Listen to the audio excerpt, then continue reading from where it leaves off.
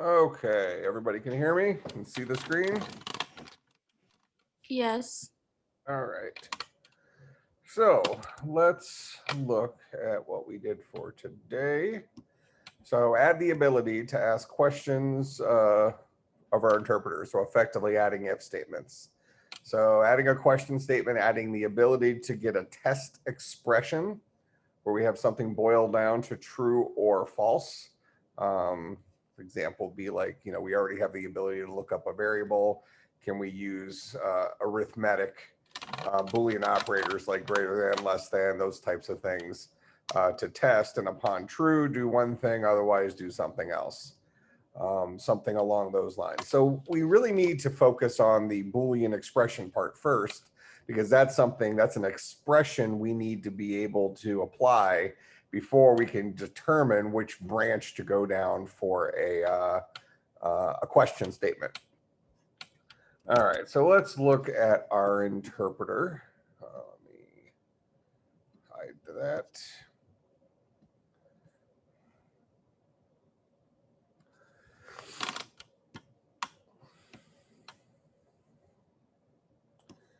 All right, so we already have the idea of an expression. And let me open up our thing over here.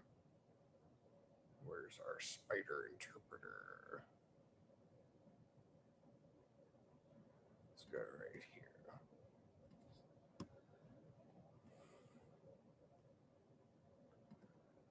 So let's look at, so we already have do math expressions, some other things like that. So if we look at expression, an expression has an expression type. Let's look at a do math, has a left and a right expression. That's what we worked on last time. We have an integer literal expression that is true versus false. We aren't going to have a Boolean literal yet, where we can just hard code that in there, but we should be able to boil down to Boolean values as far as they exist in our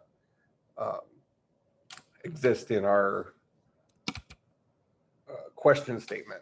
So if we go back to our picture here, we're adding a new kind of expression here. So we're going to add a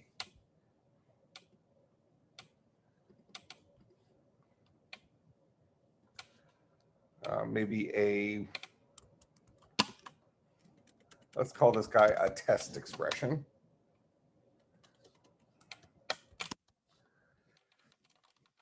And test expressions boil down to true or false depending on the comparison. Now, what does a test expression have in it? So if I come down here and we look at designing a test expression, a test expression is going to be something like a less than 5, that kind of stuff. So really what we need is we need a left operand, a right operand, and a arithmetic Boolean operator. Now, what kind of thing is this left operand? What are the options for this guy? What kind of animal must the left operand be? Int literal. Okay, well, or literal expression. Literal? Yeah, could be. I mean, a less than 5 is the left-hand side. It's an int literal. No, that's a resolve. Okay, so the left-hand operand must be some kind of expression, right? And the right operand must be some kind of expression, similar to how we did our math expressions. So if we're building this object, we have a left operand that's an expression, a right operand that's an expression, and then an arithmetic Boolean operator that is that, the less than, the greater than or equal to, that kind of stuff. But it's called the logical operators, not the Boolean operators. It's same thing. Logical comes down to true, false, Boolean, whatever you want to call them. Arithmetic, logic operator. I would probably call them Boolean operators. But doesn't matter what you call them. It's less than or equal to, greater than or equal to, not equal to something like that. All right, so those are the options for our arithmetic Boolean operators. All right, so this is how a test expression is built. It is an expression, and it's built in terms of two additional expressions. So let's go ahead and, so just to kind of see an example of this, we did this for do math expressions where we had a left and a right expression, and then an operator in the middle, except a do math expression, this operator was a math operator, like plus, minus, times, divide. So a test expression is going to be something pretty similar to this. In fact, I'm going to go ahead and steal that as my base. And then inside my parser, I'm going to create a new class. And this guy is going to be called a test expression.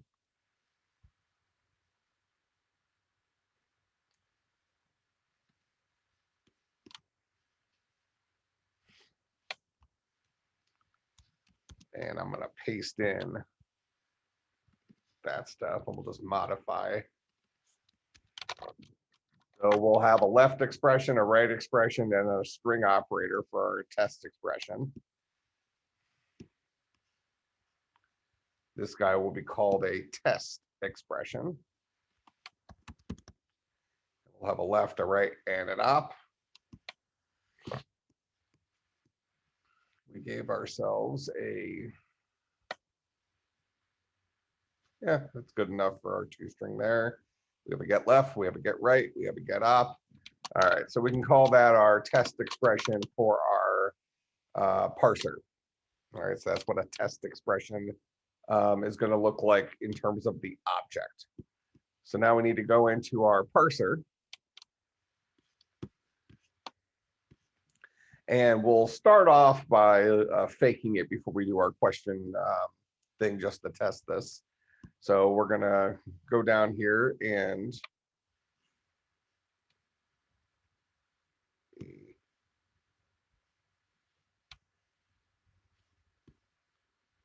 let's do math. All right, so here's parse. Still, we're only dealing with one kind of what we call parse statement. And inside of parse statement, which is down here, we still only have one kind of statement. We're going to be adding a new kind of statement today, which is an if statement. But built into an if statement, we're going to have a new kind of expression. So when we call parse expression, this guy will take an expression as a parameter. He'll ask, is the first part of this guy, does it say do math? If yes, do some math stuff. If it's a question, so we said that for the homework, this guy would, we would have something like question, test, blah, blah, blah, whatever. Okay. But really what we're looking for here is test, an expression that begins with the word test.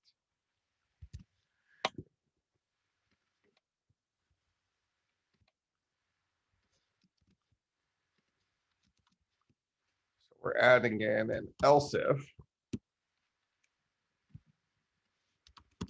We're looking at something that starts with test. This guy must be a test expression. And then we want to parse test.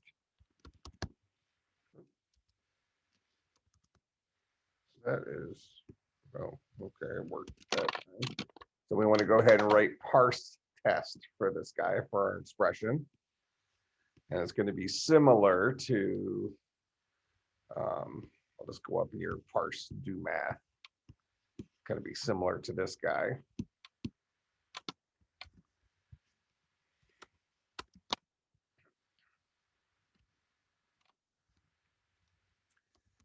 I'll return a test expression. And it will be called parse test. All right. So this guy should be working on something that looks kind of like test a less than 7, something like that. Okay. And he should build this into a test expression.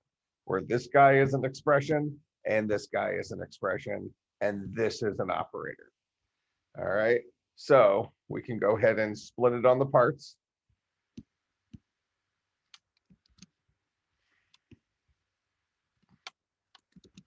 Steal that part. All right, now we know we want to build up an expression to the left.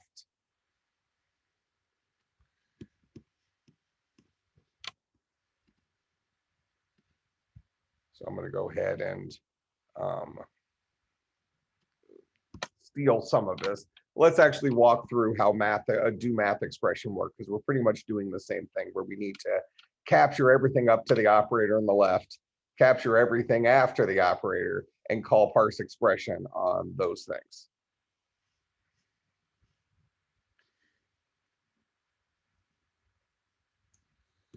All right, so like this one was get do math expression in bucket. We pass it a 0, we pass it my collection of parts. And what did that do? Well, let's see, you said I can do command click, right? There we go. Brought to you by Bleed.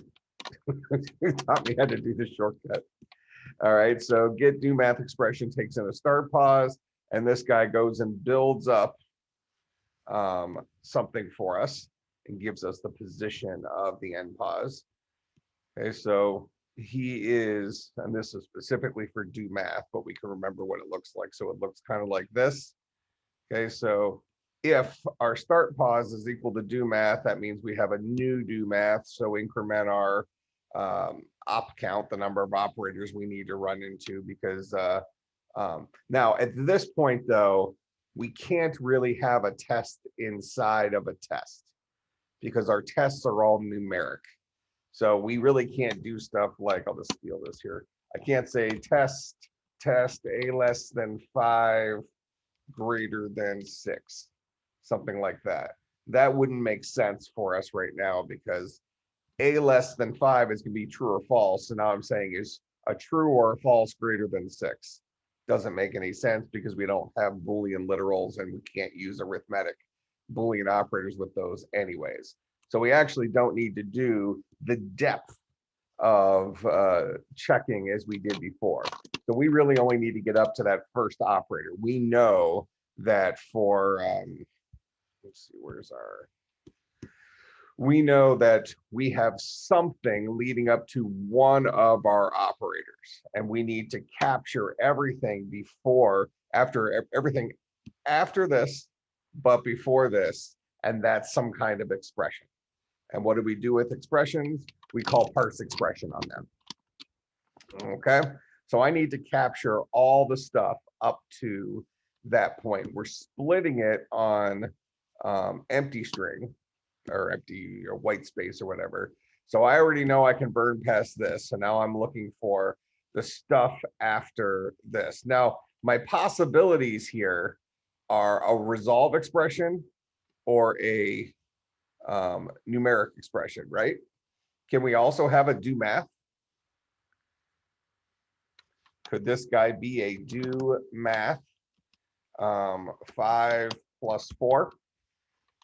Is that legal to be before a less than? I think yes. Yeah, that's a valid expression, and it's one of the expressions that works for our world here.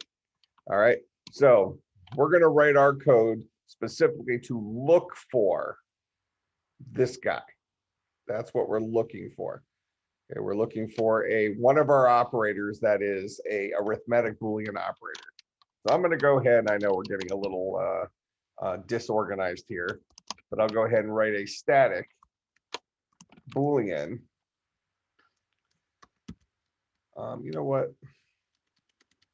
I know we have another one in here. Is math op. Do I have anything else like that? I'm just going to steal that here real quick.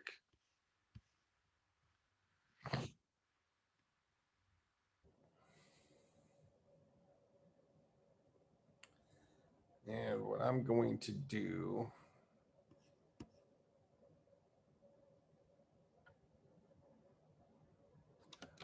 I don't know if it really, it's probably gonna waste my time doing too much organization right now. So we'll say private static Boolean is arithmetic Boolean op. This guy will take in a string as a parameter. That's good enough. And just like we did up here, we'll just change up what our operators are. Now, we actually need to do this a little bit differently because I can say this could be a less than, a greater than. But even after that, I need to compare it to like equal signs, stuff like that. So I think the better way for me to write this would be to create a string, maybe called the ops, and have this string be less than space, less than or equal to space, greater than space, greater than or equal to space, not equal to space, equal to. So give myself a string that's the ops there, and then maybe call this guy split on spaces, and that'll give me an array of my operators here. And this guy's going to be a string array called the ops. All right, so now I have an array of my individual operators. So now I want to go through and see, is S one of those guys? So for int I is equal to 0, I is less than the ops dot length, I plus plus. We'll ask the question if the ops at bucket I dot equals S. If I'm looking at a match there, if the and if I want to be extra careful, I can say S dot trim. Hopefully we trim it before we get in there, but this will cover our butts there. So if I'm looking at a match, I'll return true. If I've checked all of them, I'll return false. All right, so get our possible operators, go through all the possible operators, compare each one to the operator that was passed in or to the thing that was passed in. And if it is one of those guys, return true, otherwise return false. All right, so that's my is arithmetic Boolean op. I'll actually steal that here. So for parse test, before I even get to the split it on this like this, what I really want to do is I want to move past the test. I know that if I'm in here, this is the beginning of my statement. So this is bucket 0, bucket 1, bucket 2, bucket 3, bucket 4. So I really want bucket 5 to the end. So I'll say expression is equal to expression dot substring 5. So this will give me just this part as my expression. All right, I already know I'm a test expression, so I can just completely ignore this. So I've just updated expression. So now we want to get the left-hand side. So we'll say string left is equal to the empty string. And we want to keep building up left until we finally hit something that is a Boolean, arithmetic Boolean operator. Okay, so for int I is equal to 0, I is less than expression dot length, I plus plus. Right. And we might change our position here in a second. In fact, I'm going to go ahead and say int pause out here. We'll start that off at 0. And then I'm going to use pause. Well, it's fine. We'll just set it to 0 again. That way we're guaranteed to have a number outside. Actually, it'll be guaranteed to have a number anyways. So int pause is equal to 0. pause is less than expression length, pause plus plus, because I'm going to need access to pause after this for loop. And what we want to do is, as long as we have not bumped into an arithmetic Boolean operator, I want to build up the string called left. Okay. So if, and what's this guy called? Parser dot is arithmetic Boolean operator, and we're going to go ahead and pass it. Now, I made the guy take a string, so I'll just pass it the string version of the character we're looking at, which is going to be expression.charat. Let me minimize this.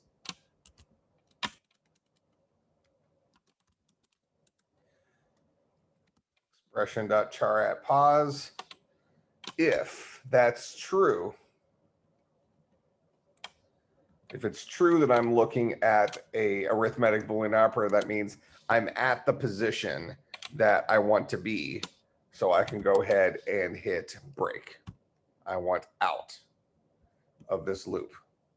When we get out of here, we know that pause is now equal to the position of the operator. Otherwise, in here, we're going to say left is equal to left concatenated with expression.charat pause. Build up left. Then we'll go ahead and get our operator. We'll say string op. Again, we're storing everything as strings here just for consistency. So string op will be equal to the empty string concatenated with expression.charat pause. Now we have our operator. We can then say pause plus plus to move past that. We're presuming it's a space, but that's okay. We're going to just trim at the end anyways, so we could just start with this. So now we want to get everything from this point to the end. So we'll say string right is equal to expression dot substring pause. That'll get us everything from the bucket right after my operator to the end. And that should be our right expression. Can we screw up to is arithmetic Boolean operator function again? The question is, you can see the Boolean operator might not be a single char. Oh, you're right. I see. So we really need to get it until the next space. It still should be split by space and compare the whole operator rather than right. But we could actually do this. I see what you're saying, because what he's saying is we might not get. We might be looking at. We might want to detect this, but we don't necessarily know where it's at. So really we need to, if we're looking at a Boolean operator, since we're assuming spaces in here, if the thing I'm looking at is a Boolean operator, which would be less than, greater than, not, or just equal to, if it's one of these guys, then I can grab everything from that point until the next space. So we're going to say only detect the first part of an arithmetic Boolean op, and then concatenate until space. Just because of the way we've already written the beginning part of this. So that'll get us our actual operator. So when I come back down here, pause is now equal to the position of the beginning of the operator. So I can't just say give me my op, which is the next guy, I'm going to start off at the empty string.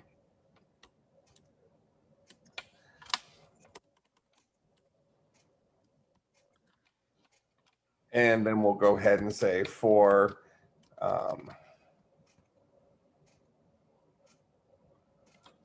we already have pause has a value, so I don't even need to put something in front of that. So we're going to say while pause is less than expression.length. I know I'm not going to go that far. And we'll say pause plus plus here. What we're really looking for here is a space. In fact, actually, you know what? Why don't we just do this? While expression at bucket pause is not equal to, it's not bucket pause like that, it's that char at pause in this language. Well, that guy is not equal to a space. We're going to say op is equal to op concatenated with expression.char at pause. As soon as we, and then we'll say pause plus plus. As soon as we finally hit a space, then we know that we have collected our entire operator. So we're now, pause we know is at the beginning of our operators. We're going to go ahead and just keep collecting chars until we've finally hit the space following our operator. This presumes we have spaces, but we've made that assumption in the rest of our language already, so that's okay. Okay, so while expression.char at pause not equal to a space, go ahead and just concatenate that thing onto our op. When we come out of here, op should now be equal to the entire operator. And then we'll go ahead and get right, which is our expression.substring from position pause, which is the position of the space. And then we'll just trim this. So that'll get us the right half of our operator there. And then ultimately, we want to return a new test expression that takes in an expression left, an operator, and an expression right. So I need to go ahead and parse expression for left and right. Right here. So we're going to return a new test expression, passing it. You know what? Let's just do it in a couple lines here. So we're going to say expression left expression is equal to parser dot parse expression left. We'll do the same thing for right.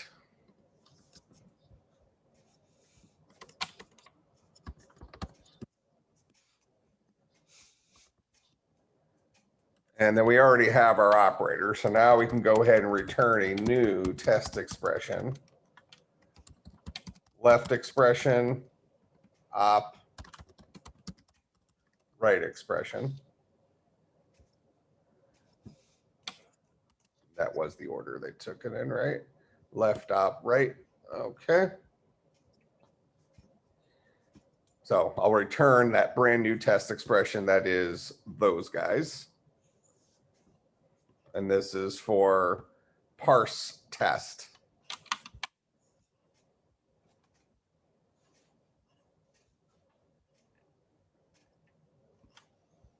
Which gets called from parse expression. So if I'm looking at a test, parse expression returns an expression, it's going to return the result of calling parser.parseTest on my expression.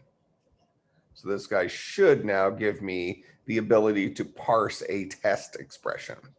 So we should be able to go test that here. I'll go ahead and remove this for a moment. And we're just going to say A less than 5.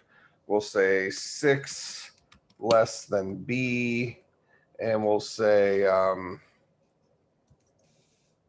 do math 2 plus 3 greater than or equal to 20, something like that. All right, let's see if we get some good parsing out of this. So we need to make sure that we display our parser, but don't try to interpret yet because we haven't written that portion of it.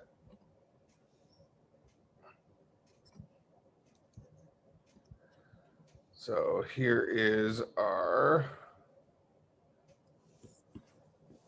I think you have to put semicolon at the last. oh, well, no, hold on.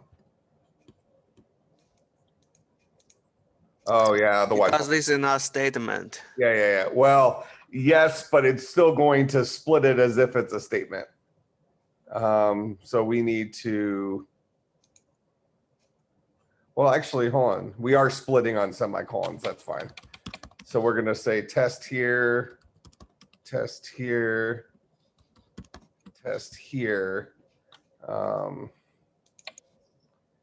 Is it going to be able to treat that as a statement?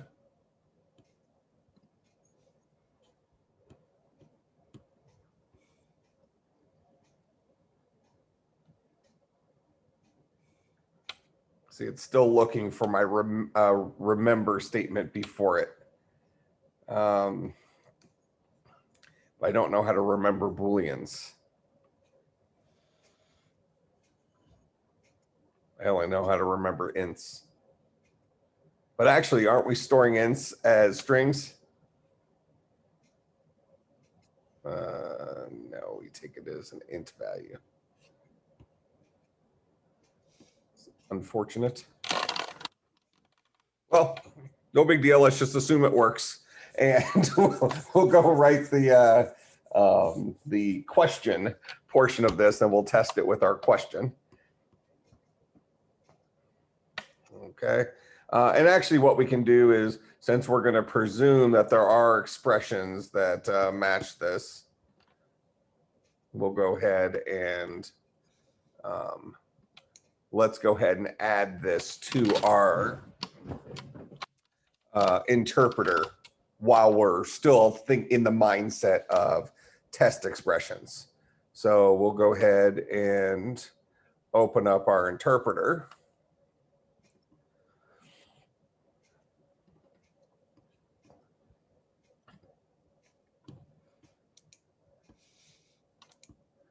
All right, so now we have a new kind of expression. So else if E is an instance of test expression, then we're going to write a interpret. I'll just steal this line. We'll go write the function.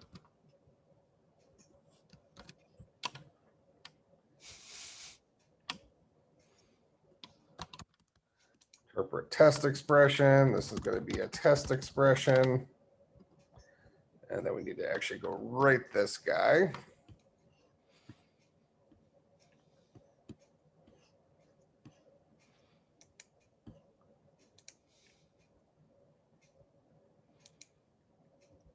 And let me look at what this is. So get expression value right now is always returning an int. So what we could do is, instead of treating it as trues and falses, we treat it as zeros or ones. And this would be a throwback to how the C programming language actually worked. Since we currently have a language of numbers, returning a 0 for false, and typically it's anything not 0 for true.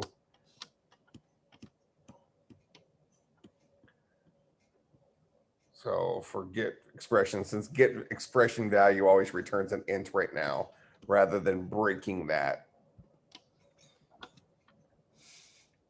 Let's say private static int, and this guy will take in a test expression, TE.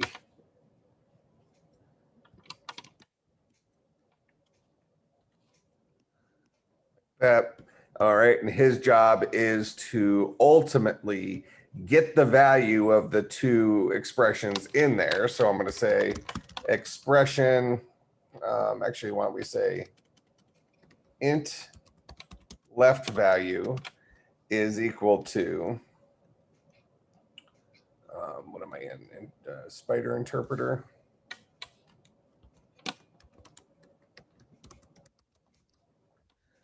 And then we're going to say get expression value of te.getLeft. So that'll be the left portion of that. We'll do the same thing for the right. We want to get the value of the left and right expressions.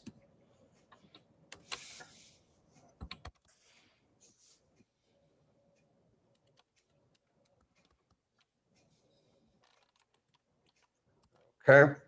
And then we want to ask the question, which of the operators it is. So if, well, actually, let's go ahead and let's say string op is equal to te.get op. If op is,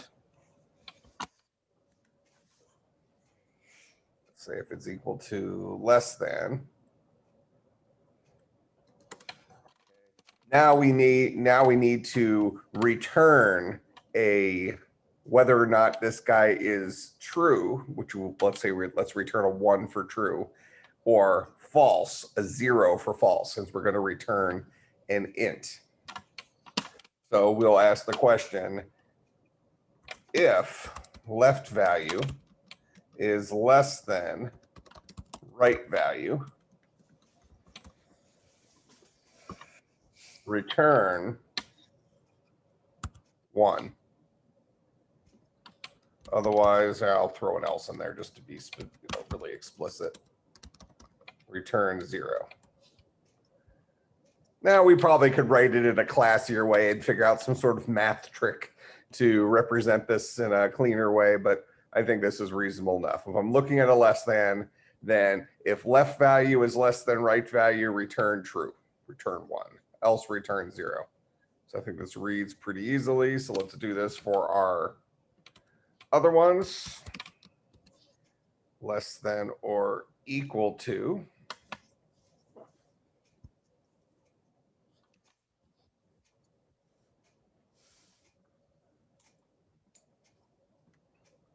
Greater than.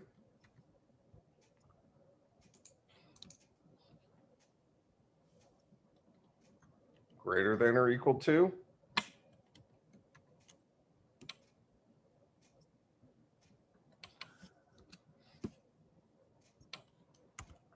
Not equal to.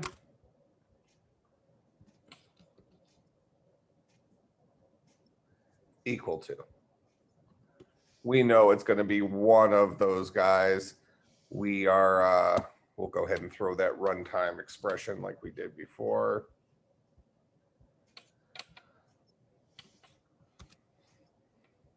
Not a valid Boolean operator. What do I call it? Just op. Yeah.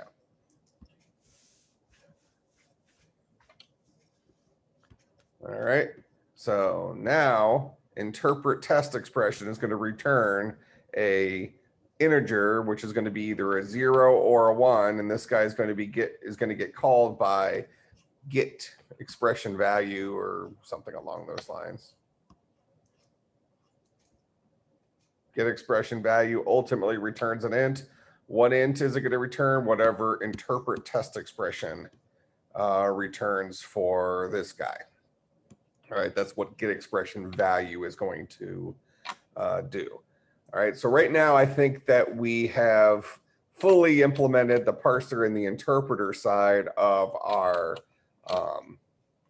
the Boolean operator portion of this.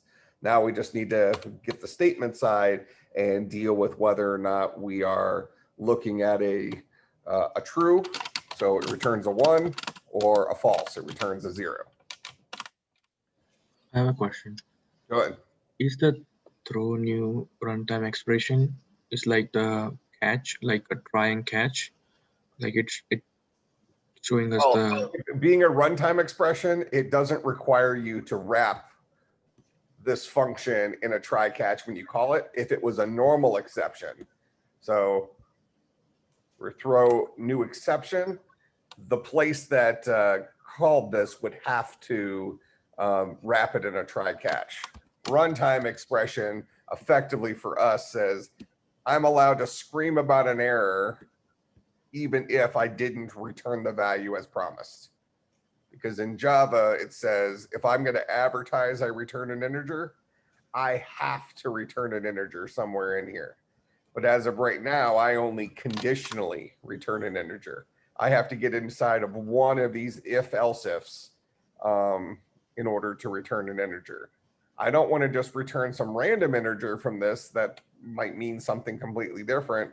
So instead, I throw a runtime exception screaming about, hey, this isn't a math operator that I'm familiar with I'm currently in do math. This allows Java to compile this even though I haven't promised to return an integer. I usually return an integer, but if you give me a bad math operator, I'm going to scream instead. And Java's okay with that since I'm doing it as a runtime exception.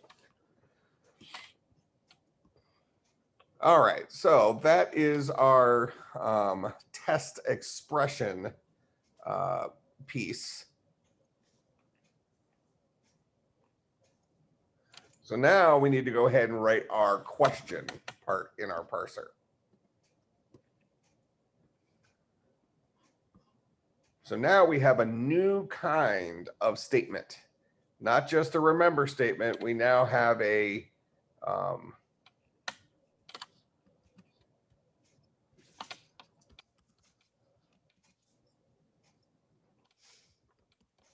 question statement.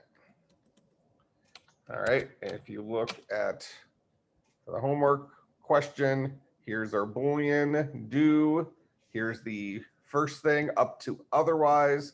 This should have a semicolon at the end of it. So I can go ahead and now insert this into our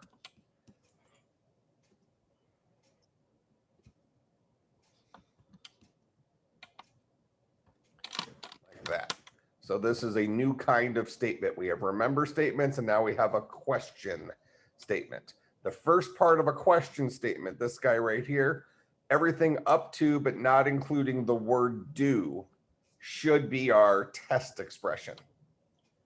All right, so let's implement this. So for parse statement, if I'm looking at a question, it's going to figure out where the do is. So it's splitting this guy with things after the equal sign. Let's just write this using our own mind instead of adapting the old thing. So if I'm looking at something that starts with question, I know the actual piece of this that I want to deal with is the rest of this. So that would be bucket 0, 1, 2, 3, 4, 5, 6, 7. So bucket 8 is immediately following question.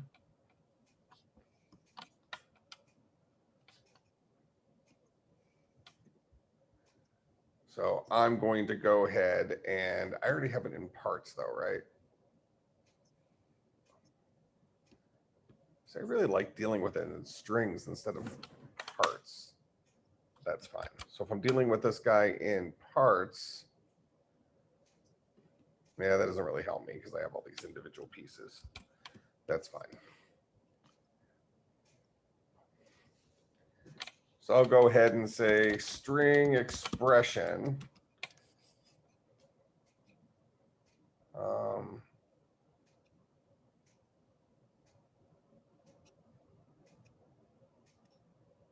Yeah, let's call it good enough. It's probably not going to be foolproof, but it'll be good enough for our example.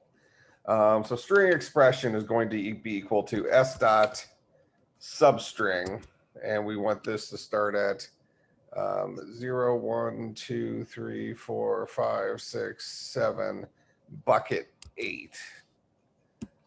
So really what we can do is we can say question. Oh, sorry.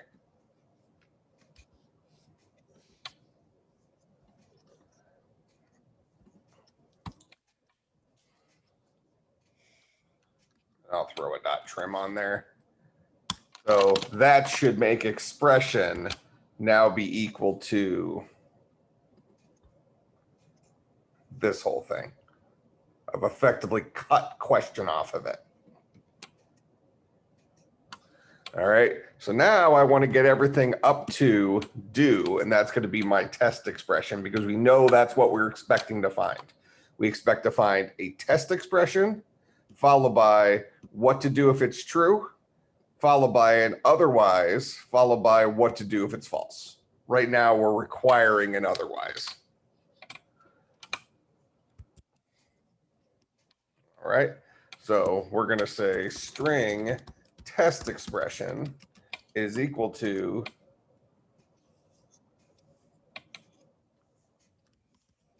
let's actually get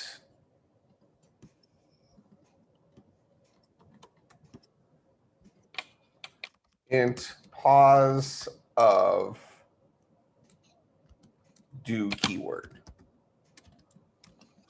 This will be expression dot index of do.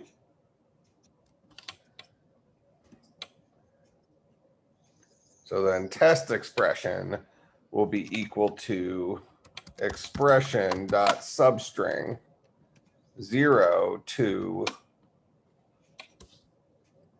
pause of do keyword.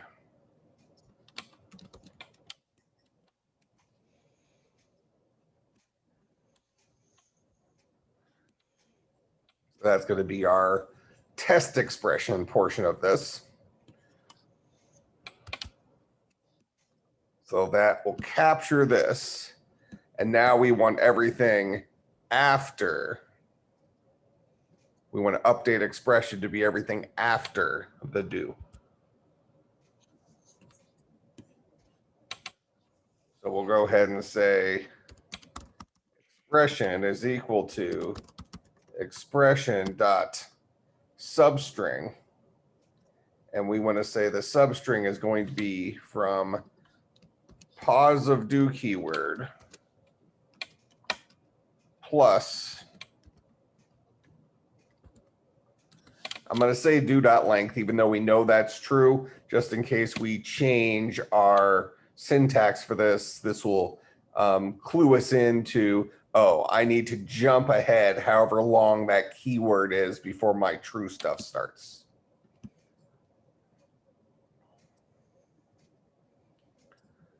All right, and then I'll call trim on that as well. So now expression should be equal to all of this, everything after the do. So now I need to get my left-hand expression, that is everything up to otherwise. My true expression, I guess I'd call it, that's everything up to the otherwise. So int pause of otherwise keyword is equal to expression dot index of otherwise.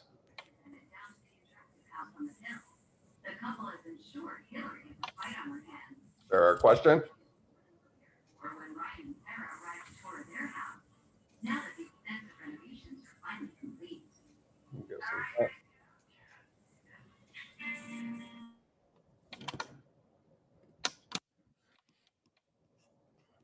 All right, so pause of otherwise keyword is going to be this. So now I need to get the true expression.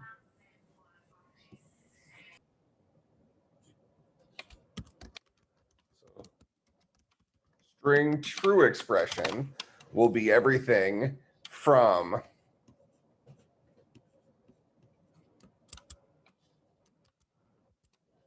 right now. I'm looking at all of this. That's what expression currently holds. So it'll be from bucket 0 up to the beginning of otherwise. That'll be my left substring.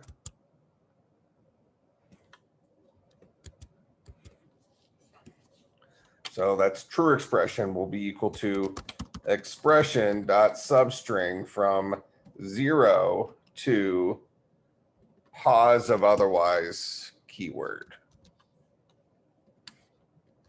And we'll do a dot trim. All right. So Is what the index of otherwise gives you the string from otherwise to all the way to the end? this guy right here, Yeah. this guy gives me the position where this string is found.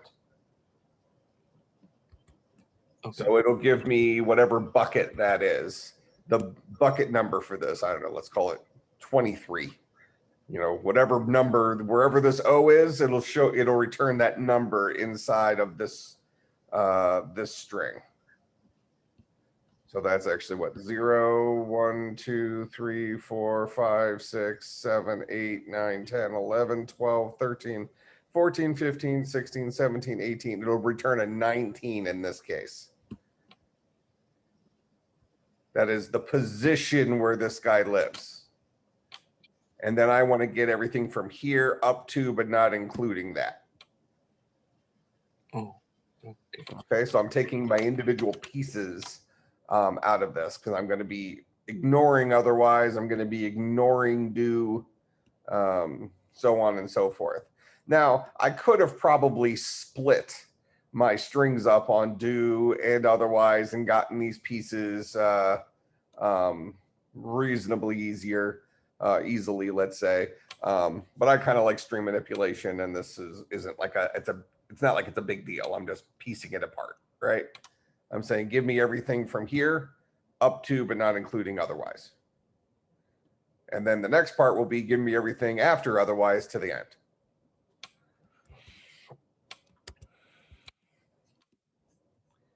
So my true expression will be everything from the beginning to otherwise. My false expression will be equal to expression dot substring, and I'm going to say from pause of otherwise keyword plus otherwise dot length.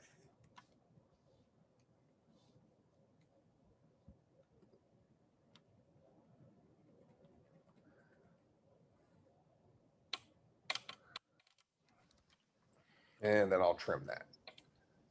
Is otherwise dot length gives you the string after otherwise? Otherwise dot length gives me the length of the string otherwise. Just so I don't have to count it. This is 0, 1, 2, 3, 4, 5, 6, 7, whatever it is. Yeah, this is the length of this string. All right, so now I have my true expression, I have my false expression, I have my test expression. So what I want to do is I want to go ahead and get the value of my test expression, although I'm still in parser, right? Okay, I'm still in parser. So now what we need to do is we need to write our new kind of statement.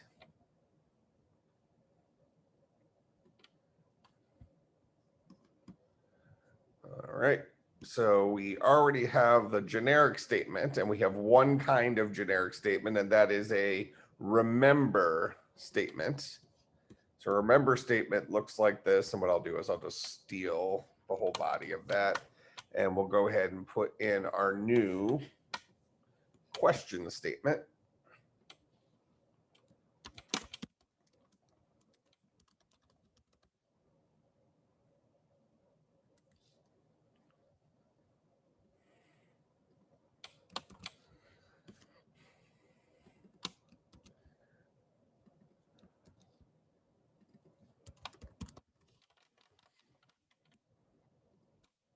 All right, and a question statement is going to have the test expression.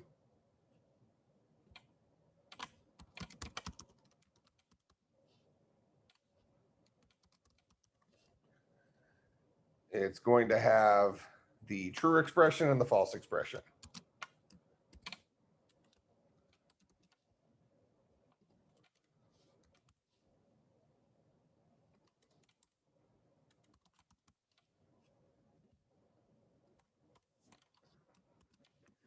All right, so 3 pieces of information make up a question statement. What am I testing? What do I do if it's true? What do I do if it's false? All right, so this guy's going to take in 3 expressions.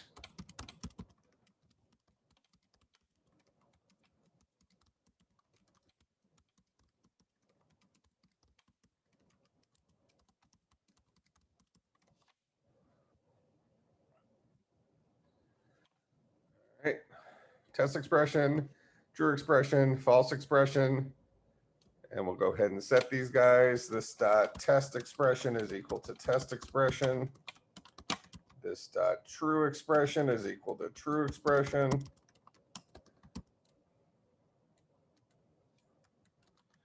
This dot false expression is equal to false expression.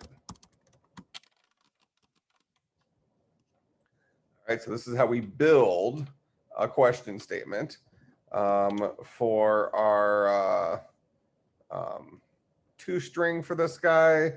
We'll go ahead and have it boil down to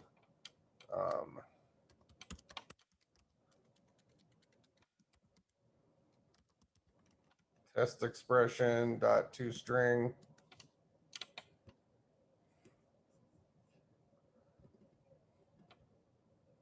Yeah, this is going to look kind of weird. All right, so it'll give us the type of thing we are, first of all, then it'll kick it down a line.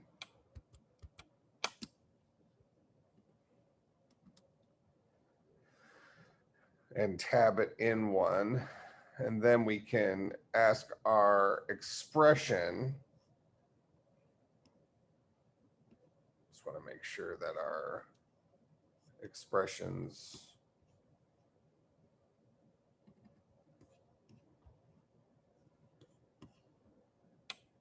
Yeah, that'll work.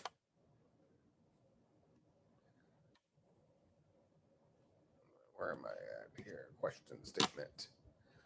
All right, so we'll go ahead and say test expression dot toString.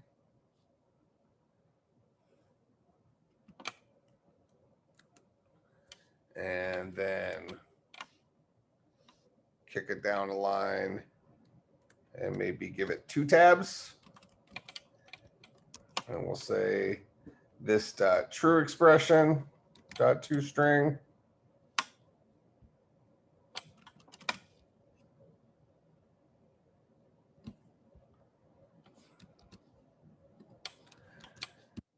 And then false expression dot toString. That should give us a decent view of what it looks like. All right, then we'll get rid of these guys and go ahead and generate new getters and setters, or getters for them. Let's source, generate getters and setters. Expand all these. We just want the gets.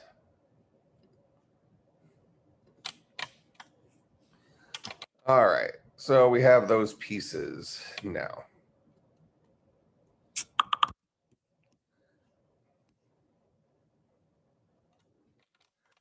All right, so that's what a question statement is. So now inside of our parser, if I'm looking at a question statement, ultimately parse statement does what?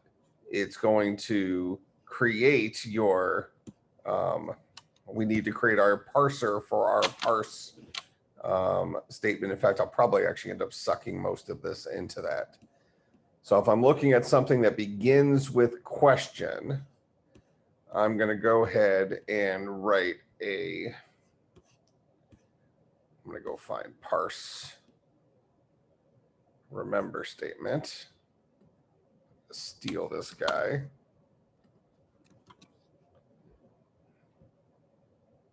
This guy's going to return a question statement.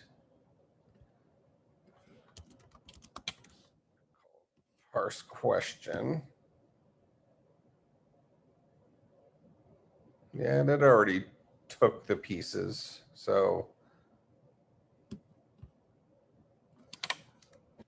guy's going to take in an expression, test expression, an expression, true expression, and expression, false expression.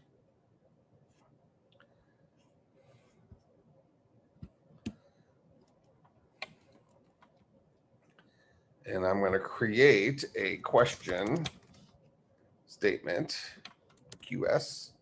This guy's going to be a new question statement. What was type for this? That was for remember. I don't need type here.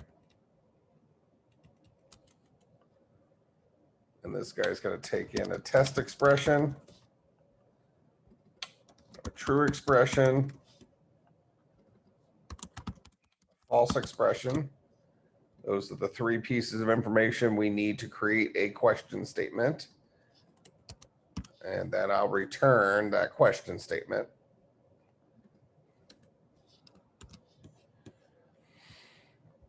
Is your voice low or Is what? your voice is a bit low? My voice is low? No, I can hear you properly. Yeah. I think it's the same volume, All right. but you can speak louder. All right. So that's my parse question. Now I need to go down to my parse statement. Or parse oh, there it is, question. All right.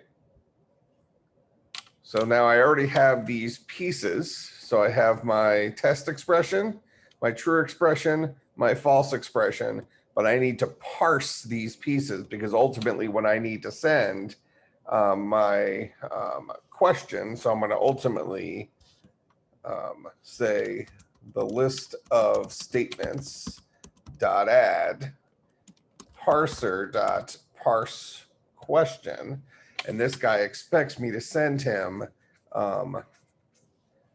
three things: a test expression, but an already parsed test expression, an already parsed true expression, and already parsed false expression. So I'm going to go ahead and get those pieces. So we'll say parser dot parse expression test expression.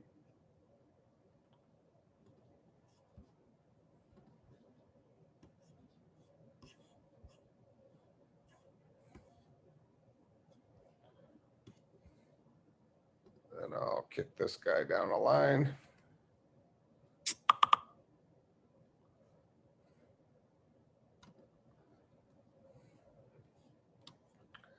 Then we'll have parser dot parse expression, false expression. Sorry, true expression.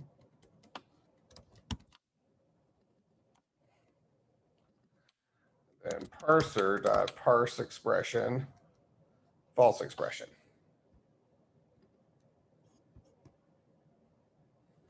Let's see, can I make that look a little cleaner? That looks pretty good. So we're going to add to our list of statements the result of calling parse question on. Let me kick that down a line. I think this will look the cleanest. Parse question on parse expression of the test expression, parse expression of the true expression, parse expression on the false expression. This should ultimately give me a question statement that I'm going to add to my list of statements.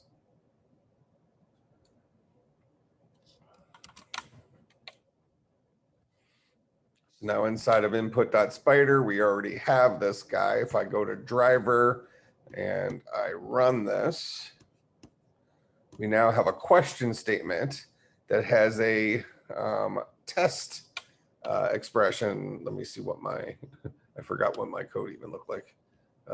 Test E greater than 0. Actually, I can just look at it in the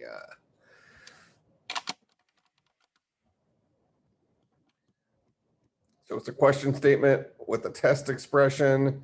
The test expression is a resolve expression greater than an int literal expression.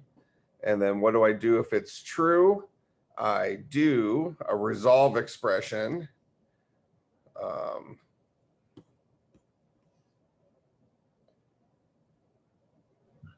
Here my question is, remember is not an expression, it is an statement, right? But we are taking it as an Right, expression. right. Yeah, it's not a parse. It should be a true statement and a false statement. But is that true? Yes, it should be statements, not expressions. Which our syntax is correct here. This is a statement. This is a statement. The syntax for question is test expression, followed by do, followed by some statement, followed by some other statement. That's fine. So then inside parser, instead of calling parse expression, let's just change the names of this. This is actually our true statement and our false statement.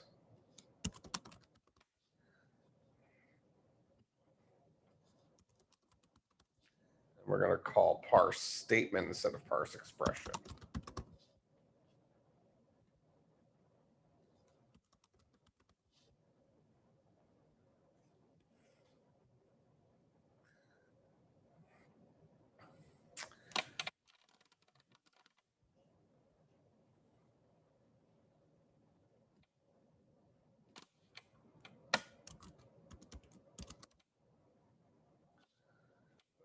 Hold on a second.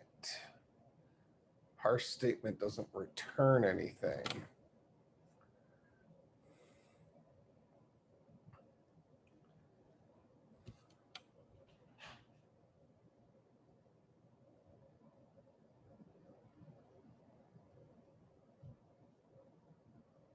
See, if I call, I'll just finish typing it here so we can see it.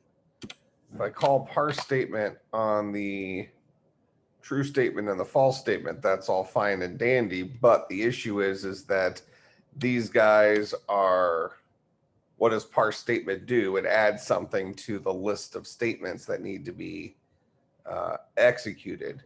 I don't necessarily want to add it to the list of statements to be executed until it is a,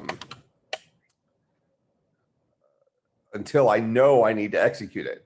So if I ask the question, if something is true, then I only, and it is true, I only want to execute the statement that's associated with the true statement side of things. So can I parse a statement?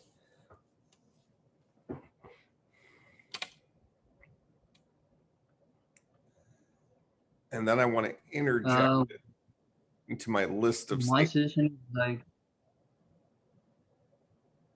What's the question? my suggestion is my suggestion is like, can we use the parse remember?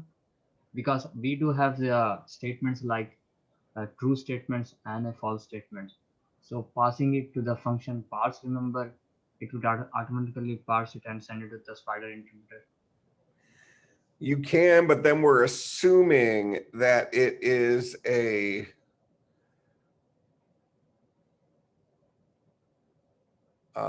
remember statement, which is all it can be right now. But what we really need to do is we need to, right now, our parse statement always adds stuff to our list of statements. We really need a version of parse statement that does not add it to our list of statements, but rather it gives us the parsed statement so that it could be done later. But you know what? I'm thinking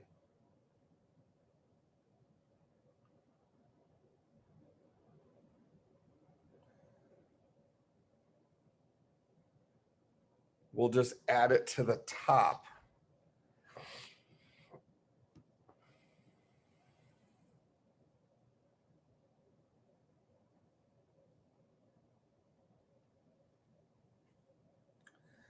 I mean, what you're suggesting is we can just do parse remember because we know it's a remember statement for right now. So if, although it doesn't have to be a remember statement, it could be another question statement. Oh yeah, then this might become complex. Well, it's not so much that it's complex. It's just that we can't just assume it's one kind of statement. We have to assume that we have to allow it to be any kind of statement. We just don't want that statement to automatically get added to my list of statements, because my list of statements is kind of like what our interpreter feeds off of, where that guy's not going to execute both the true and the false statement. He's only going to execute one of those two, depending on what the result of this is. So what we probably need to do is handle this inside the interpreter. I'd really like to get it parsed in here because that's what the parser does. Is it parses stuff.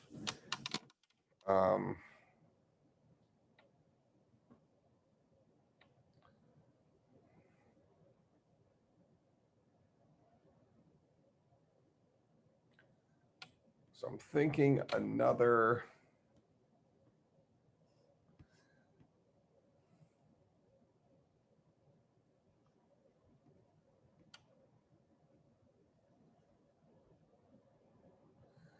So really what we want to do is we want this guy to return a statement.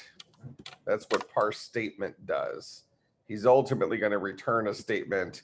So we won't just automatically add that statement to our list of statements. Instead, we'll return that guy.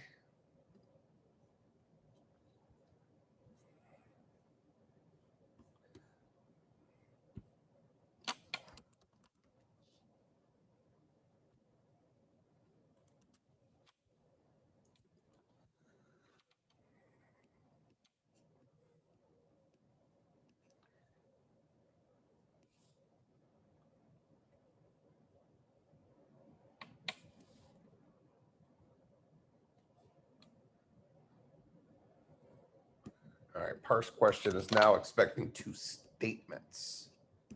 So a question statement is going to take in a statement for true statement and a statement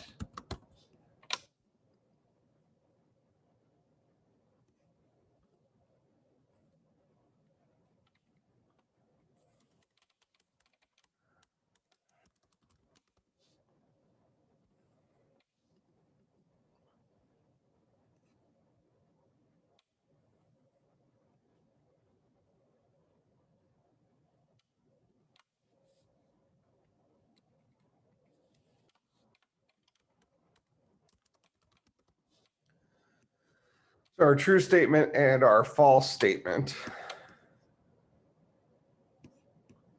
And he's going to take in a statement.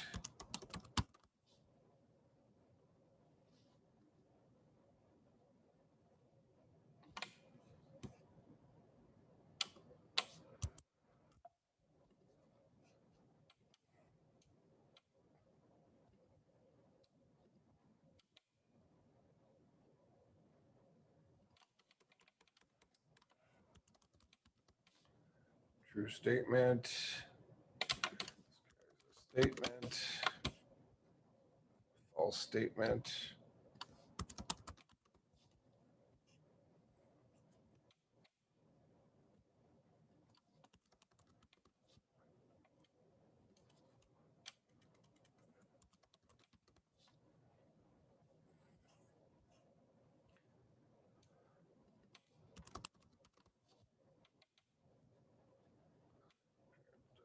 Just dump these guys.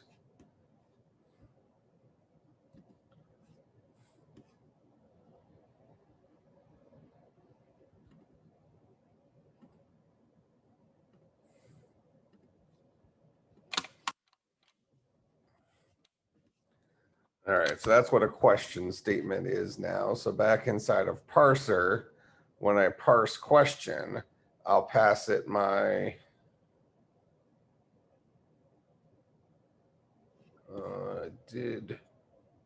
Oh, parse question and now expects 3 statements. That's fine.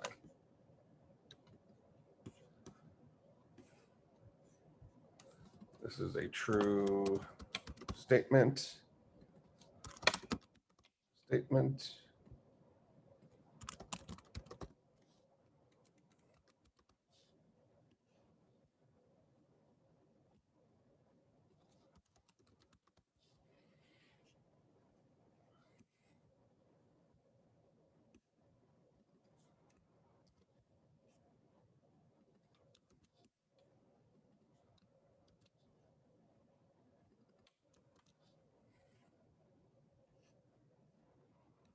Okay. That guy should be happy again now.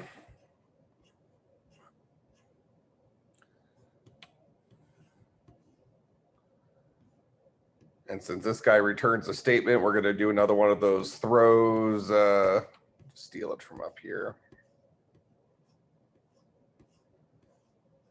I got one somewhere, don't I?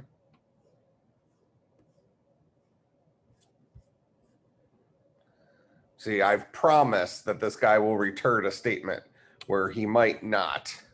So I'll just do a throw new runtime exception, not a known statement type. And what's this coming in as? A string S. Not good enough. All right, so that should give us a question based on a statement. So again, we're just parsing right now. Oh, I'm never actually adding it to my list of statements now. So remember, when I call parse, parse does what? It calls parse statement on this guy, but I need to do something with that that statement. So because I'm passing it a question statement, for example, I can go ahead and add this guy to the list of statements. So parser dot list of statements dot add, and I'm adding whatever parse statement boils down to in this case. So these are my top level statements, where instead of the statements that are part of a question statement, which don't get added to my list of statements yet, in the interpreter, I'll have to interject them to get done next. So kind of add it to the front of that list of statements so that they're the next thing that gets done. So we'll deal with that here in a few minutes. All right, so now I have a couple of remember statements. I have my question statement, which has a test expression, which is a resolve expression, checking to see if I'm resolving E to see if it's greater than a literal expression. Then I have the true as a remember statement and the false as a remember statement.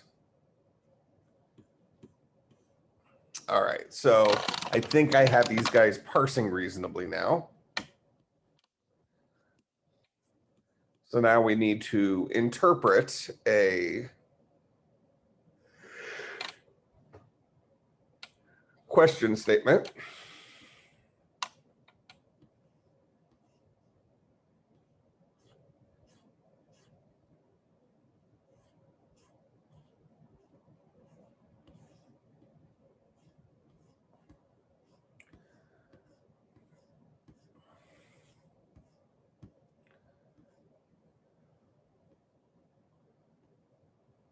All right, so when I call this guy to interpret, he's going to go through all the statements. If an instance of remember statement, do one thing, else if S is an instance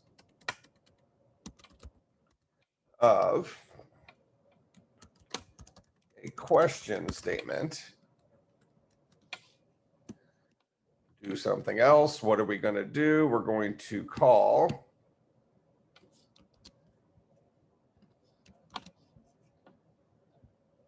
call this interpret question statement.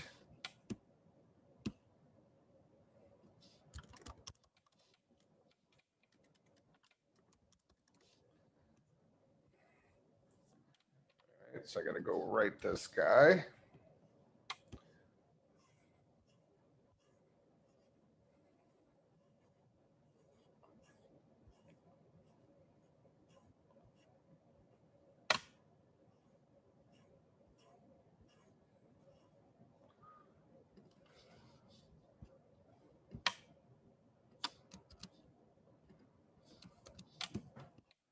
So interpret question statement.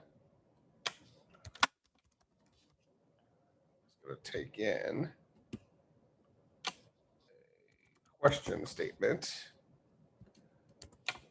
Hold QS, let's say.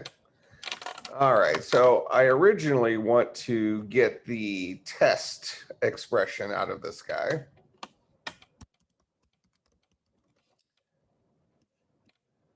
In fact, actually, we can just do this. We can say, well, this is fine. We'll do it in 2 lines. Test expression will be QS.get test expression.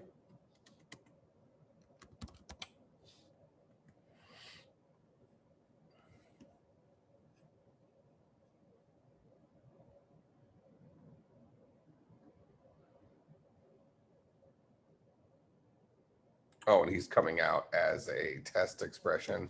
And actually, there's not a great reason why I can't force it to be a test expression. So inside of my test expression, right now I'm saying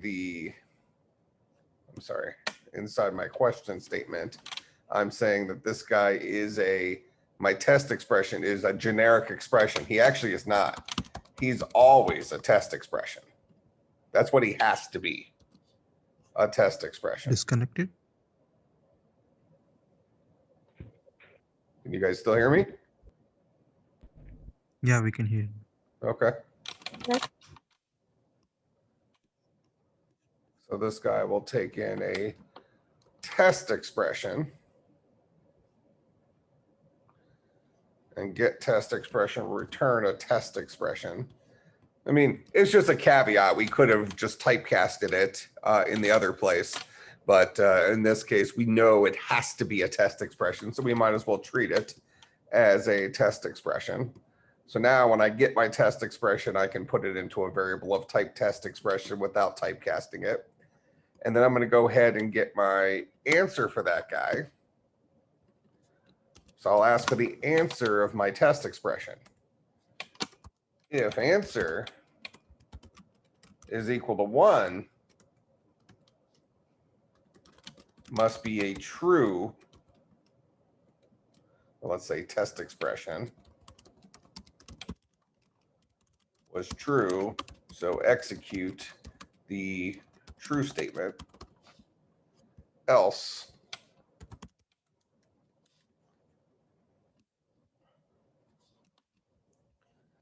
test expression was false.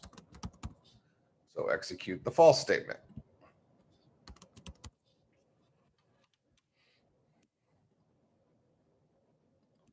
Okay, so we're not going to be adding a variable to our environment here. But we might be doing some stuff related to this. So if we want to execute our test expression, then what do we need to do? Remember that when I come up here,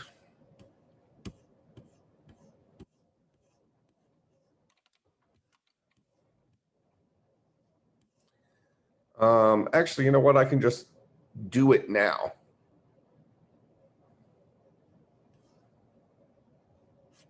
Because right now I am inside of,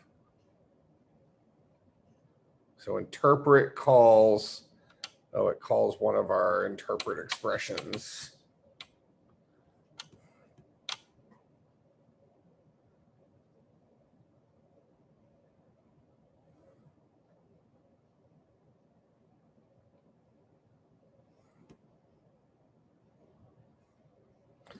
I'm going to create a function in here called private interpret statement that's going to take in a statement S.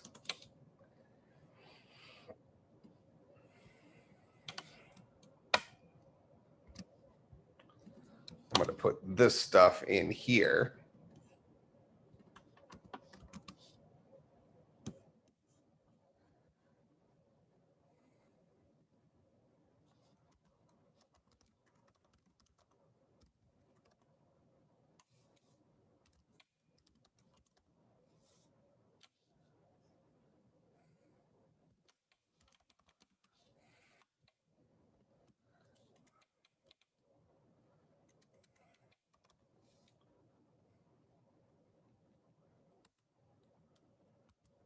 I'll pass it S. So same logic as I had before, but now I've just pulled it into its own little function where I can pass a single statement to interpret statement and it'll do the logic for me. Now I can go in and I can call interpret statement on my true or my false statement directly without having to like update my list or something.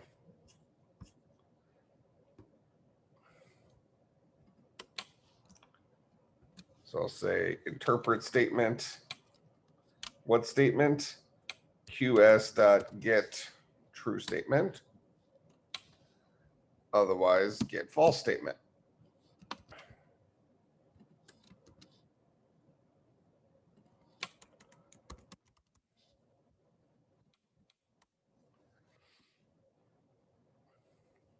So that's what our interpret question statement will do. It'll get the test expression, get the value of that test expression. If the value was a 1, interpret the true statement. The value was a 0, interpret the false statement.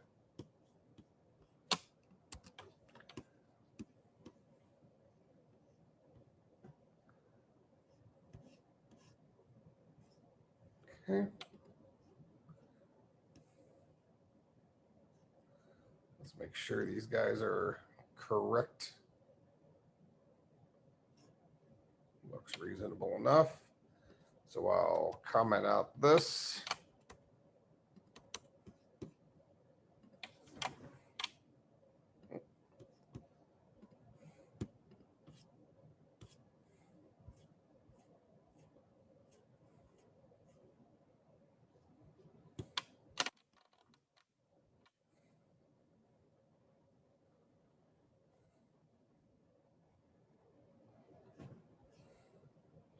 Statement. Question statement. Takes in a statement. Those guys are both statements.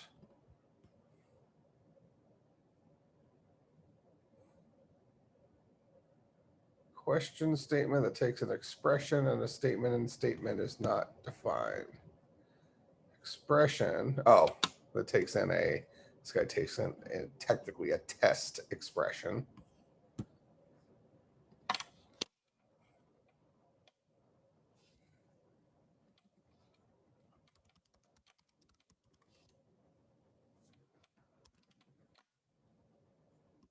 So the guy that calls him is where we'll have our other issue.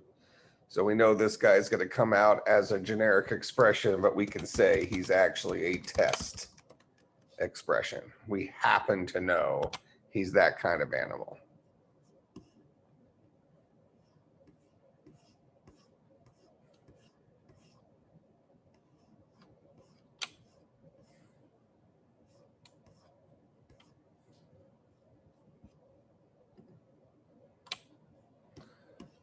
Variable E not found. Let's check my code, make sure that guy's even a thing. Remember, E is a do math, blah, blah, blah.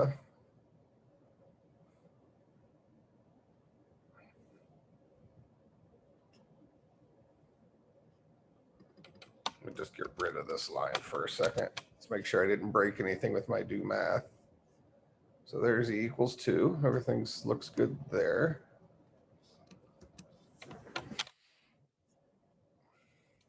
E greater than 2.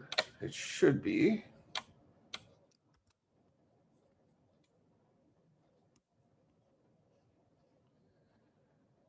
variable E is not found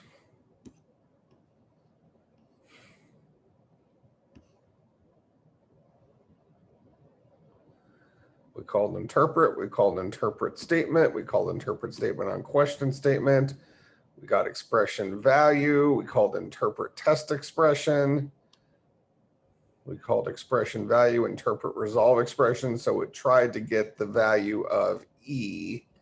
I bet you it's trying to get E space.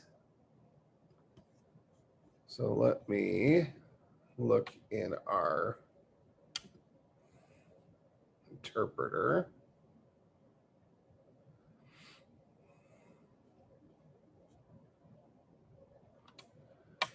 And we'll go ahead and do the debugger so you can kind of see how that works through. So I'm going to go to, can I expand this and get my functions? There we go. So I want to go to interpret resolve expression. This guy. Okay, and this is where we're getting is right inside here.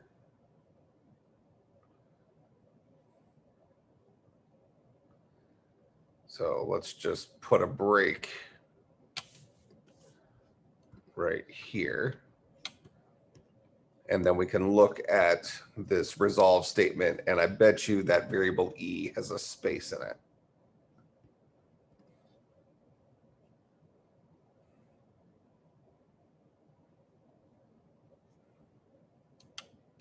I still have this guy disable breakpoint. Okay, where is my view for my debugger?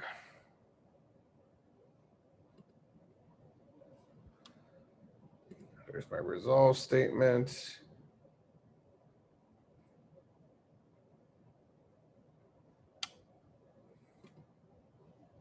Yep, see how this E has a space in it? You can see it better with this E space. So we'll go ahead and inside of our, this is somewhat of a,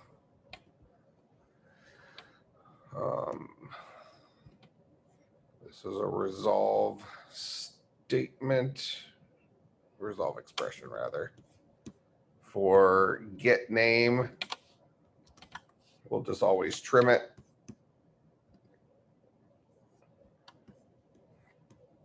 So C is equal to 1 added to the variable environment. That's correct because that is what happens if E is greater than 0, 2 is greater than 0, then we're going to set C as 1. Otherwise, we'll set C as 2. So let's go ahead and do a E is less than 0, which it's not. So now we should get a C is equal to 2 put into our, C is equal to 2 is put into our environment. All right, so it appears to be doing the tests correctly now. You know, we can test it more thoroughly, I suppose. But that's a reasonable enough way of looking at it. All right, so questions about that for our question statement and our test expressions that go along with it.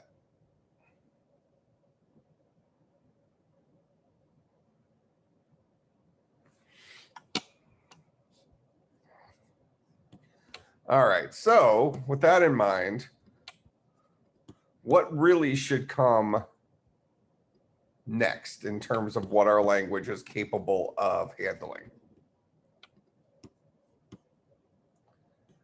We want to think about this, and we also want to be mindful of the time we have left. You know, could we go deeper with questions and things like that? Absolutely. But if we go back to our initial idea of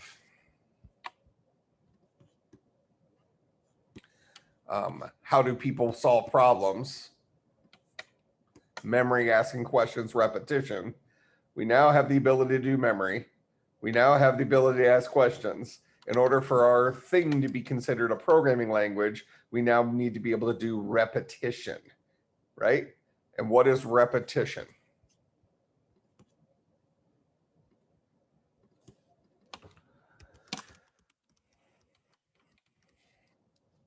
Repetition is completing a set of statements some number of times. So types of repetition that we've seen before are things like while loops, for loops. Now, when we think about, let's actually just say while loops and for loops. When you think about loops, you know, a lot of times you might have a loop. Let's just go grab one of our loops here. All right, so for instance, here's a while loop. So this says while start pause is less than the parts.length. Notice that start pause is changing each time. We are updating a variable in our environment, right? Start pause started off at, you know, whatever, a 0, and then it became a 1, then it became a 2, then it became a 3, so on and so forth. All right, so what our language does not support right now is the ability for us to update a variable to now be a new value within our variable environment. And what do I mean by that is I can't come in here and now say E is equal to 14, something like that. And really, I would probably want to say update E to be 14. Does that make sense?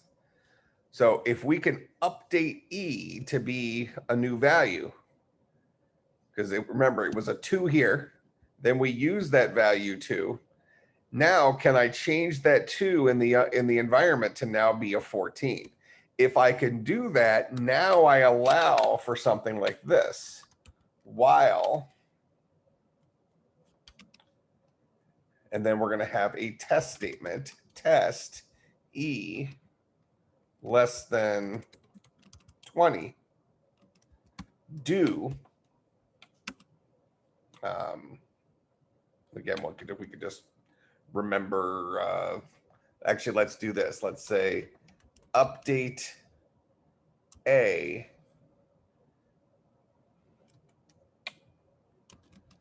to be do math A plus 1.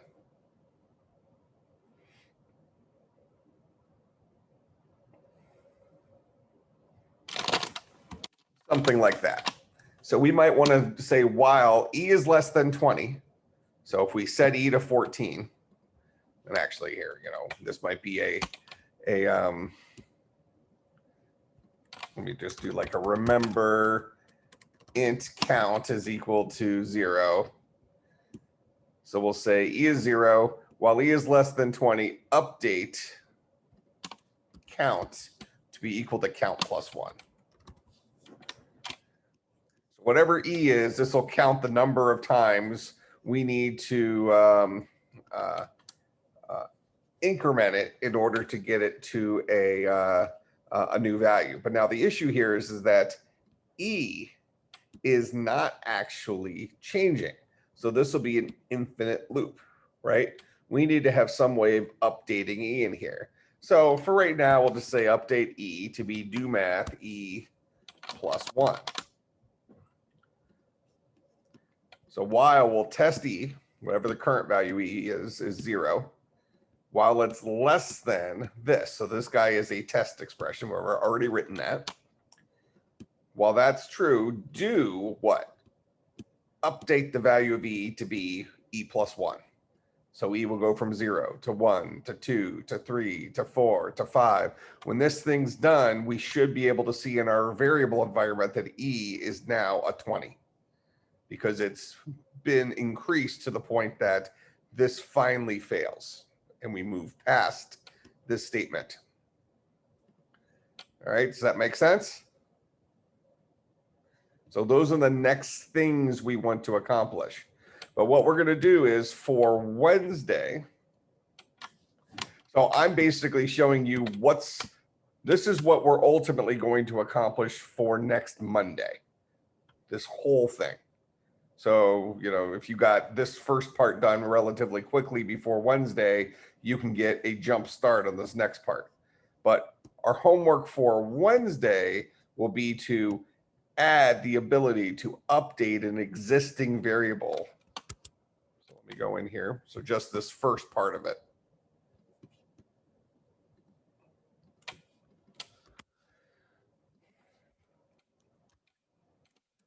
Add an update statement to our language that allows us to change the value of an existing variable in our environment.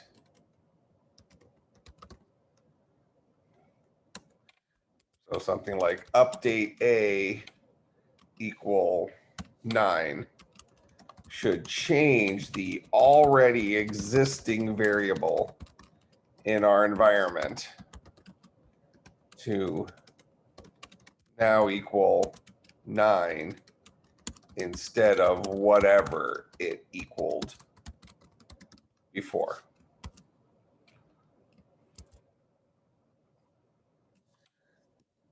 All right, so your homework for Wednesday is to get this part working. Your homework for the following Monday, and we'll add some stuff beforehand, is going to be get a while loop working. What we'll probably write in class next time, if we have time, is a repeat statement that just does something 10 times, something like that. So in any case, we'll remove this for right now. This is the piece that you need to make work in your homework.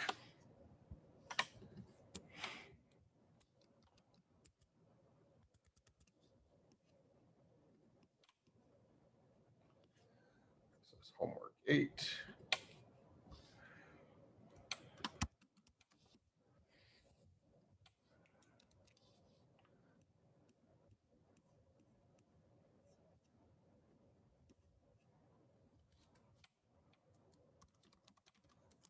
And a GitHub link, as well as the self-evaluation.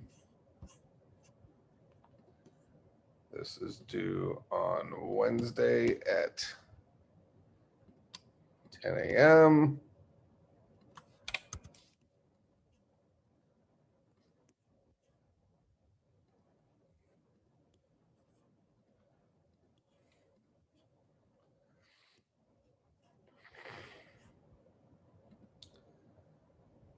All right. And the reason I'm telling you both of those things now, in fact, if you want, I can go ahead and I'll just add a slide for the next homework, just so you have reference to it.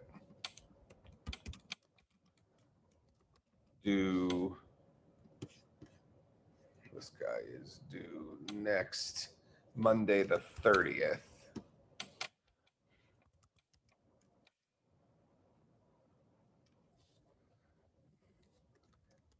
Implement a while statement.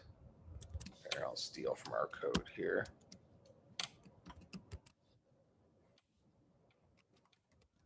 Like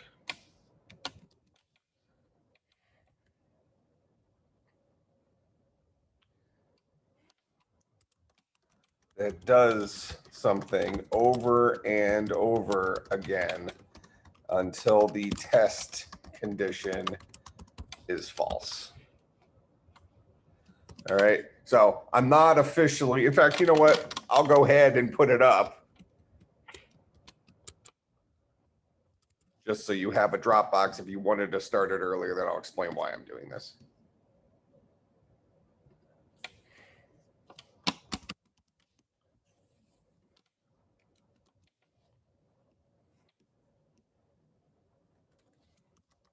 At the GitHub link as well as the self eval. And this guy is due Monday the 30th, a week from today, by 10 a.m.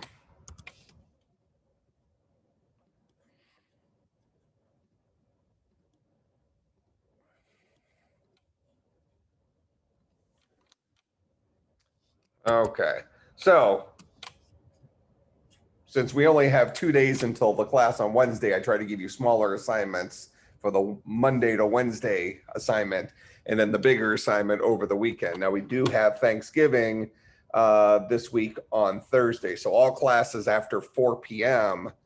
On Wednesday do not meet, but those are traditional undergrad classes. If you have a grad class that meets at a different time on Wednesday or Thursday or even Friday, check with your instructor. I'm pretty certain that they'll probably follow the same guidelines as the undergrad does, but technically the breaks are only for traditional undergrad students, not for grad students. Doesn't impact our course, but basically I'm giving you the next homework assignment now in case you wanted to work on it extra before, if you were traveling for Thanksgiving or something, so that you had less to do over the weekend. So you could decide if you want to start it now or not. The only thing that's due on Wednesday is this guy. So this is due 11/25. All right, that makes sense? So you got both drop boxes, you have both homework assignments, but the only thing for Wednesday is to add an update statement that updates a variable that already exists in our variable environment. All right, questions, comments, concerns, bribes? Wednesday will meet on university or? Wednesday we'll probably still meet online. I think I mentioned last week the university is trying to move away from in-person classes that are too small. They actually do it based on if less than half your class is coming face-to-face, then they want you meeting online. We have a relatively small class. If any of you really feel strongly about meeting face-to-face, send me a private message and we can meet face-to-face. I'm not opposed to it.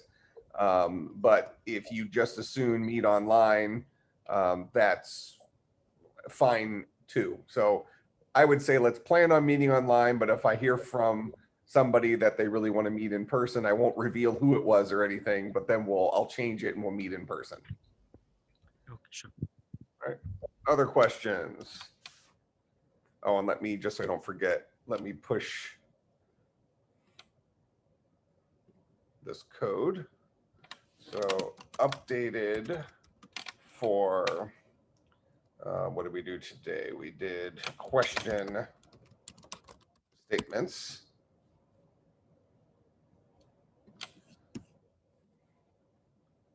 All right, so now that's updated on GitHub. So my repository is updated with the code we did today. All right, now questions, comments, concerns, bribes. Can you go back to the parser?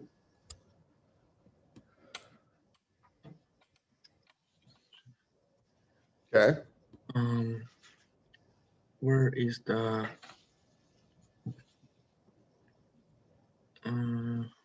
yeah, the parser class? I'm in the parser class. What do we, here's the stuff that's in there. What are we looking for? I have a question from the, like, where we splitting the string and then we're passing the left and right. For question? Yeah. No, not for the question, for the expression. Well, it would have been inside of, so this stuff. No, not this one. Oh yeah, this one, right? So can you go over like how we passing the string. Okay, Oh. well, so the string that's going to come into question, this guy, is going to be something that looks like this. That whole big long thing. That's the string that's going to come in there. And we're asking, is the very first part of that guy equal to question? All right, so that's what we're dealing with here. So S is equal to this whole thing. All right, that's what we're seeing right there. So what am I doing inside of here? I'm saying, well, if the very first thing is question, then I'm going to go ahead and I'm going to whittle expression down. I'm going to basically cut the question part off of it, which then means that S holds this. All right. Then I'm going to get the position of the do keyword, because what I really want to do, the next thing I want to grab is this piece, the test expression, which is everything up to but not including the do keyword.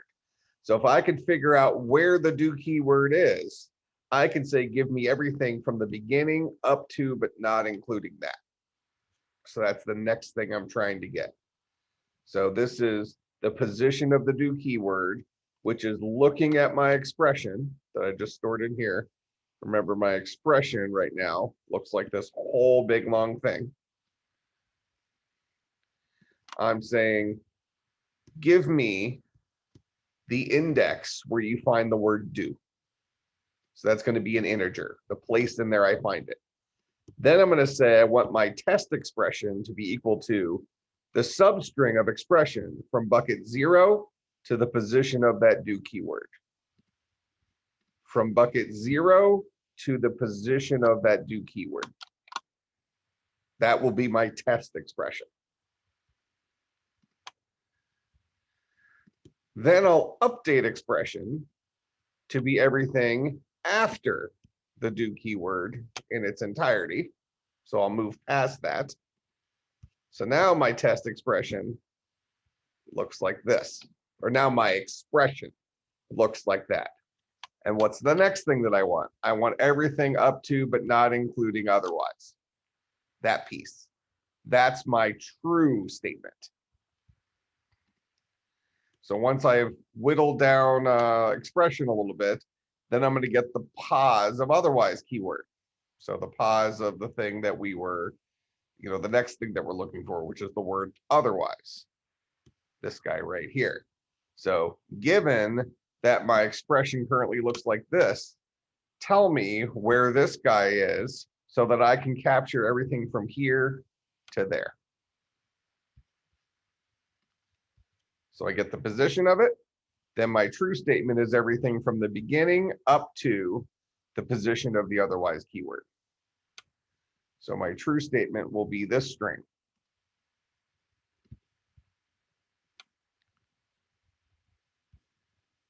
Lastly, my false statement will be everything from after the otherwise keyword all the way to the end. So it would be all the way from here to the end. That'll be my false statement. Got it. All right, that's what I have here. So right now what I have here is 3 strings. A test expression, which is just this piece. A true expression, which is just this piece. And a false expression, which is this piece. Those are the 3 pieces of information I've extracted from that string. And then what do I do with them? I call parse question on parsing my test expression, on parsing my true statement, and on parsing my false statement. Because these guys are all strings. What do I do with strings? I parse them into their object form. Does that make sense? Yes. And also for the for loop where we ran like it was like if above. for loop. Mm, Can you give me some more information? yeah, right here. Okay. So, no, not this is from the previous class. Right here, while loop and if arithmetic Boolean operator. Yep. So what this for loop will do. This is building up my entire operator because this was what Blade had pointed out. If I just had a single operator like this, that's great. I would get that one operator. But what if it was less than or equal to? I'm going to detect the position of this. But then in order to get my full operator, I need to get this, then this, all the way up to until I finally hit a space. So my operator is from where I first found the first part of my Boolean operator all the way up to, but not including a space. That way I get the 2 element operators still.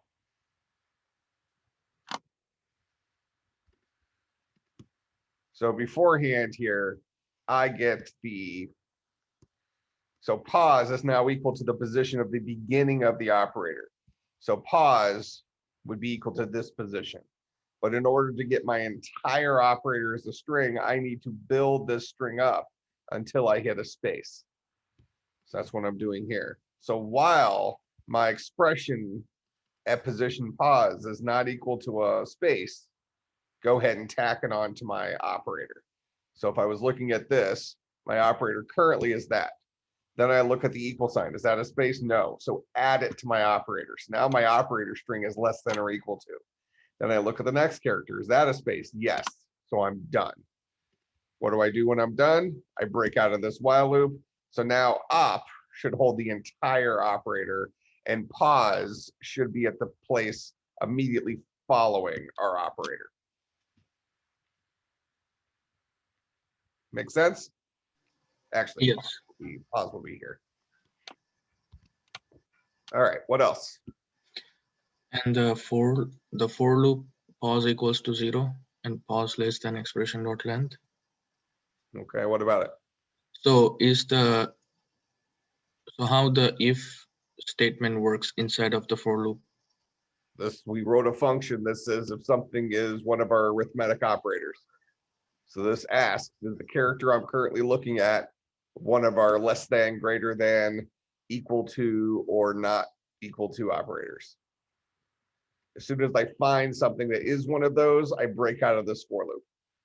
So I'm basically just walking through my thing here and said, is this an operator? No. Is this an operator? No. Is this an operator? No. Is this an operator? No. Is this an operator? No. Is this an operator? Is this an operator? Is this an operator? Yes. So I break out because now I'm sitting at the position where my operator begins. That's what this loop does. Positions us to be equal to the bucket where the operator starts. Okay.